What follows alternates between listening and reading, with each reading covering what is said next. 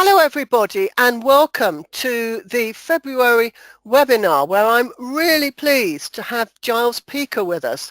This is a really important webinar because the Homes Fitness for Human Habitation Act is a totally new act bringing in new rules and regulations, and Giles is a really good person to explain it to us because, as you probably know, Karen Buck was the MP who sponsored this and got it through Parliament, and Giles was part of her legal team.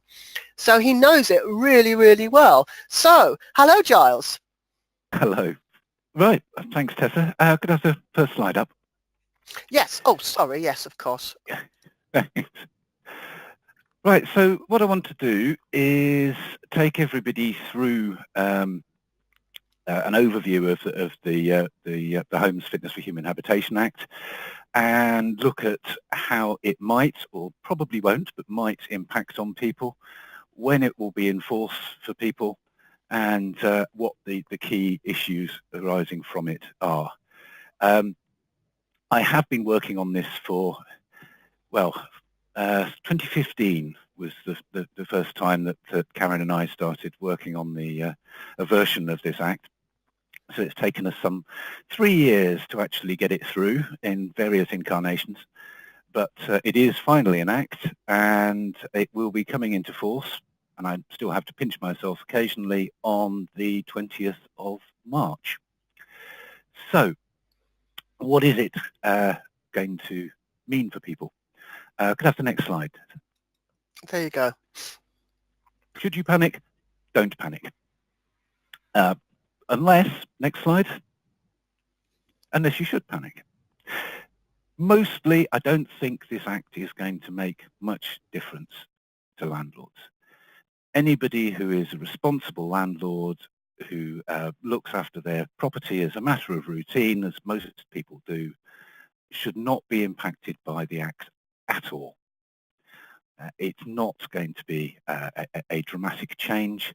It's an Act which will catch, I suppose you could say, the more badly behaved or careless or frankly reckless landlords. Can we bring on the next slide? Thanks, Tessa.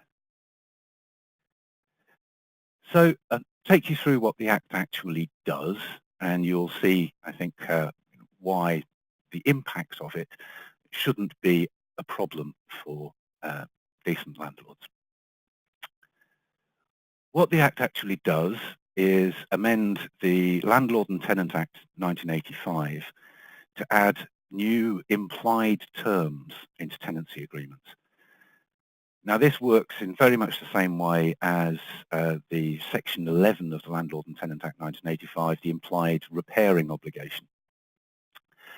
But these implied terms concern the condition of the dwelling, which is the let property, and if it's a flat or a room in an HMO, it also extends to the building of which the flat or the room is a part. These new implied terms will give the tenants the right to bring a claim for any failure by the landlord to keep the property fit for habitation. Next slide, please, Tessa. There will be a new Section 9A to Landlord and Tenant Act 1985, which adds an implied term for England. Wales is not included. There is a long story there. The main reason being that housing is a devolved power. Wales are going to bring in their own version of fitness for habitation eventually, once the Renting Homes Wales Act comes into force. They've taken an extremely long time to get the regulations together for that. In the meantime, Wales refused to let us change Section 8 of Landlord and Tenant Act 1985, so we have a new Section 9A for England only. And this implied term is that the landlord contractually promises that the dwelling will be fit for habitation at the time the lease is granted or created, or at the beginning of the term of the lease, and will remain fit for human habitation during the term of the lease. So it has to be fit for habitation at the start and it has to stay in that state. Next slide, please. Okay, hang on a minute. There you go. Sorry. It's an implied term in your tenancy agreement. Can you have something that contradicts it in your tenancy agreement? No. Just like Section 11, the repairing clause, you can't exclude the term and you can't impose any penalty or disadvantage on the tenant. So, for instance, you can't make the tenant pay for putting the property into a fit state, or you can't make their anything in their tenancy conditional on them not using the implied term. So it's inescapable. In that way, you can't rule it out, you can't exclude it, you can't set conditions on it which would disadvantage the tenant. Next slide, thanks. There you go. So, key question, what does fit for human habitation actually mean? You have to keep the property fit for habitation. What is the test? So the test for whether that obligation has been breached and therefore whether the tenant has a potential claim is at Section 10 of the Landlord and Tenant Act 1985 as amended. You won't find it in there yet. It will appear on the 20th of March, certainly on if you're using any of the legal sites that have updated legislation. And the test is that the house or dwelling should be regarded as unfit for human habitation if, and only if, it is so far defective in one or more of those matters, come back to that in a sec, that it is not reasonably suitable for occupation in that condition. So that's a test. It has to be so far defective in one of those matters that it is not reasonably suitable for occupation in that condition. Reasonably suitable, I'll come back to in a minute, but first off, what are those matters? Next slide, please, Tessa. So there's a list of these matters at Section 10. Some of them have been there since, well, 1957, frankly, but certainly were already there in the 1985 Act. They were just irrelevant because Section 8, which was the old fitness for habitation clause, set rent limits that were so low that basically nobody was affected by it at all. If I remember rightly, the rent limit was something like £80 a year in London or £57 a year outside London. And the section didn't apply if the rent was over that. So nobody at all was caught by the old Section 8.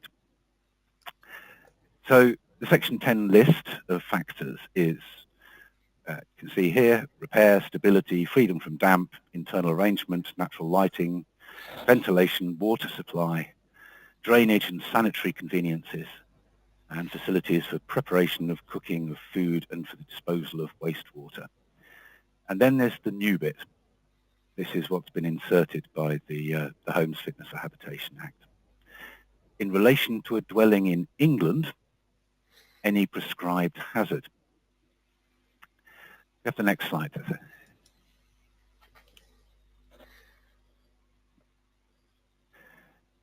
Right, prescribed hazard means anything prescribed by the Secretary of State under Section 2 of the Housing Act 2004. At the moment, what that means is the Housing Health and Safety Rating System list of hazards.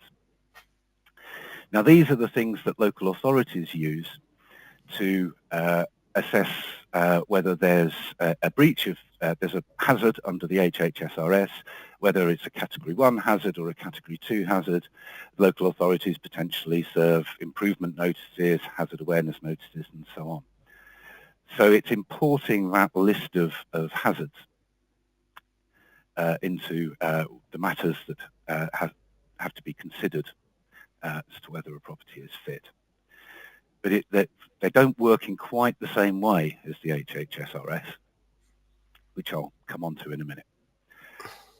I'm not going to go through the full list, you can see them here, and indeed on the next slide when we get to it. But there's obviously some overlap with the already existing categories, but these are the list, if you like, the head names of the HHSRS hazards.